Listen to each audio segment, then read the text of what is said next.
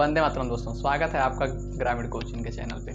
दोस्तों आज हम लोग बात करेंगे मौलिक अधिकार के भागों के बारे में। दोस्तों मैं पिछले क्लास में आप लोगों को बता दिया था कि मौलिक अधिकार क्या होते हैं, इन्हें कब बनाए गए थे, इसमें संशोधन कब कब हुआ था, पहले कितने मौलिक अधिकार थे, अब कितने मौलिक अधिकार हैं, कितने अनुच्छेद हैं, अनुच्छेद क्या होता है, कितने भागों में बांटा गया है, कितनी अनुसूचियां हैं, सब हम इट आप लोग को पिछले वीडियो में बता दिए थे। अगर आप लोग वो वीडियो नहीं देखे हैं तो आप लोग वो वीडियो जाके जरूर देखिएगा। तो आज हम लोग बात करेंगे जो हमें वर्तमान संविधान से हमें जो मौलिक अधिकार प्राप्त हैं दोस्तों, वह हमें 6 मौलिक अधिकार प्राप्त हैं। कितने मौलिक अधिकार प्राप्त हैं दोस्तों? 6 मौलिक अधिकार प्राप्त हैं। इसमें दोस्तों पहला जो है याद है दोस्तों, अनुच्छेद 14 से और अनुच्छेद 32 तक हमारे मौलिक अधिकार हैं।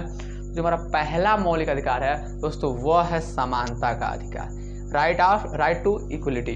दोस्तों समानता का अधिकार, दोस्तों हम लोग बात करेंगे आज समानता का अधिकार क्या होता है। तो देखिए समानता के अधिकार को अनुच्छेद 14 में रखा गया है।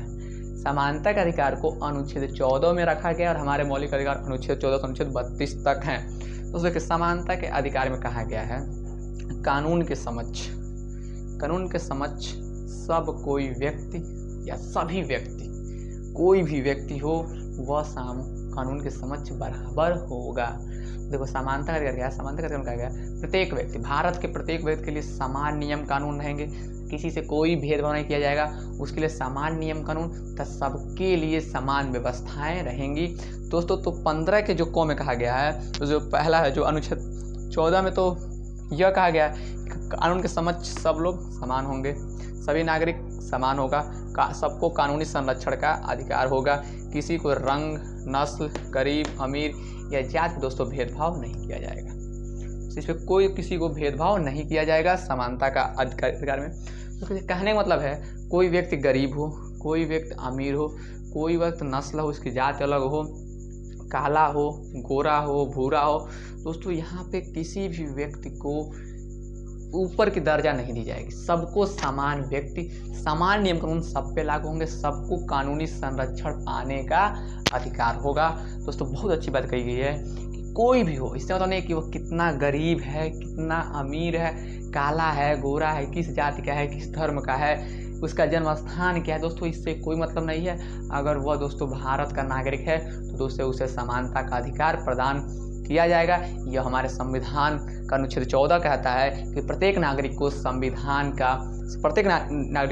में समानता का अधिकार सबको प्राप्त है, सबको कानूनी संरक्षण पाने का अधिकार है। इसमें किसी के जाति, धर्म, किसी के रंग, नस्ल, गरीब, अमीर, इससे कोई मतलब नहीं है। सब कोई कानून का अधिकार सबको पाएगा, कानून के आगे सब कोई समान होगा। तो इसलिए आप लोग देखते होंगे जब कानून की जो देवी है उनके आँख पे सब पट्टी बना रहता है, क्योंकि वह नहीं देखना चाहते कि हमारे सामने गरीब है कि अमीर है, काला है, गोरा भूरा नहीं, वह पट्टी बांध ली है कि बस मेरे सामने जो भी हो, बस अगर वह अपनी अगर वो सही है तो अपना सही साबित करे, गलत है तो गलत साबित करे।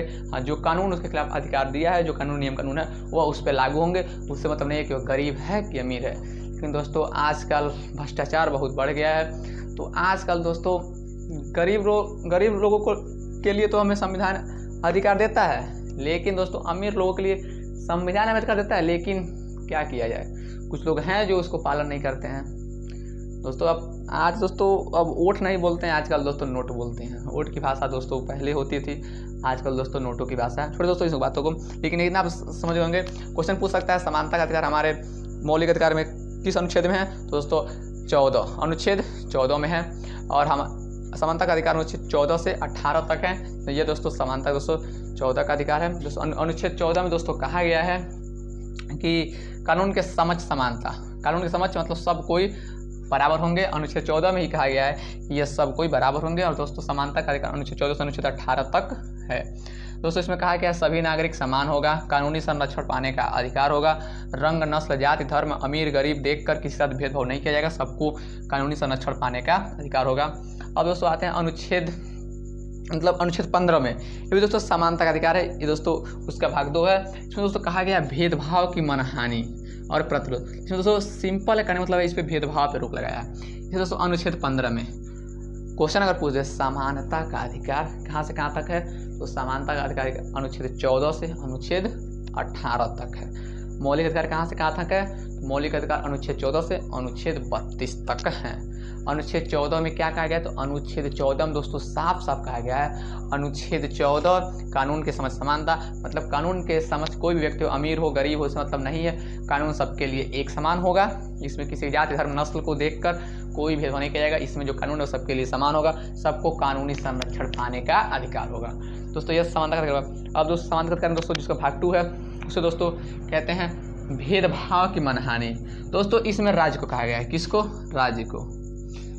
दोस्तों जो भी राज्य हों उनके द्वारा धर्म, मूलवंश या जीवन के किसी भी क्षेत्र में कोई पक्षपात नहीं किया जाएगा। अगर आप उस राज्य के हैं तो उस राज्य का जो नियम कानून है सबके लिए सब बराबर होगा। इसमें किसी का धर्म देख के, किसी का जात देख के, किसी को काला भूरा रंग देख के, किसी का लिंग देख के, दोस्तों इससे मतलब नहीं हो, पुरुष है स्त्री है, सबके लिए कानून, मतलब जो भी होंगे सरकार के जो भी सेवाएं होंगे सबके लिए समान होंगे। किसी के साथ भेदभाव नहीं किया जाएगा, चाहे अमीर हो चाहे गरीब हो। दोस्तों स्पष्ट कहा गया है हमारे संविधान में। जरूरत है हमें उन चीज़ों को पालन करने का, लेकिन आजकल लोग इस चीज़ों को पालन करते नहीं हैं। दोस्तों आइए, भेदभाव की मनहानि अनुच्छेद 15 है, कानून की समानता अनुच्छेद 14। दोस्तों यहाँ कहा गया राज्यों के द्वारा धर्म, मूलवंश, जीवन के किसी भी क्षेत्र में कोई पक्षपात नहीं किया जाएगा। या दोस्तों मान लीजिए ये कोई नागरिक है, ये अगर दुकान में काम करते हैं, होटल में काम करते हो, धार्मिक स्थल में काम करते हो या किसी भी सार्वजनिक स्थल पे हो, इनके साथ कोई भेदभाव नहीं किया जाएगा। तो बहुत अच्छे तरीके से अनुच्छेद 15 में कहा गया है। लेकिन दोस्तों इसमें अनुच्छेद 15 में एक चीज़ कहा गया है कि सरकार चाहे तो भेदभाव कर सकती है, लेकिन मनमानी नहीं, उसका भी कुछ आधार है। दोस्तों अगर सरकार चाहे तो पिछड़ी जात के लिए, महिला बच्चों की सुरक्षा के लिए तथा अनुसूचित जातियों की भलाई के लिए, मतलब उनकी भलाई वो भी समाज में आगे बढ़ के आ सकें, तो उनके लिए कुछ अलग से सेवाएं कर सकती हैं, उनके हित में कुछ कार्य कर सकती है। इससे अनुच्छेद 15 का उल्लंघन नहीं होगा। लेकिन उन्हीं लोगों के लिए जिससे उनकी भलाई हो, जैसे पिछड़ी जाति, बच्चे, महिला के लिए कानून और अनुसूचित जातियों के लिए भलाई के लिए उनके साथ, मतलब उनके भलाई में कुछ कार्य कर सकती है। इससे अनुच्छेद 14 का भेदभाव नहीं होगा। ये नहीं कि कोई लोग चिल्लाए लगे कि नहीं ये तो अनुच्छेद 15 का विरोध हो रहा है। अनुच्छेद 15 में कहा गया सबके लिए कानून सेम होगा, सबके लिए सेवाएं सेम होंगी, किसी के लिए कोई भेदभाव नहीं होगा। तो सरकार पिछड़ी जात के लिए, महिला के लिए, बच्चे के लिए, अनुसूचित जात के लिए सरकार अलग से काम क्यों कर रही है, तो इसे भी स्पष्ट कहा गया है कि देश को एक साथ ले चलने के, सभी लोगों को बैलेंस करने के लिए सरकार चाहे तो ऐसा कर सकती है। इससे अनुच्छेद 15 का उल्लंघन नहीं होगा। तो अब हम लोग अभी बात करते हैं अगले वीडियो में।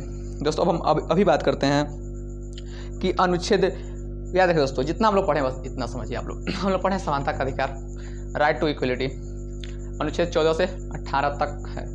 समानता का अधिकार कहाँ से कहाँ तक है, अनुच्छेद 14 अनुच्छेद 18 तक। अनुच्छेद 14 में क्या कहा गया है, कानून के समक्ष सब समान होंगे, कानून के समक्ष समानता। दूसरा भेदभाव की मनहानि।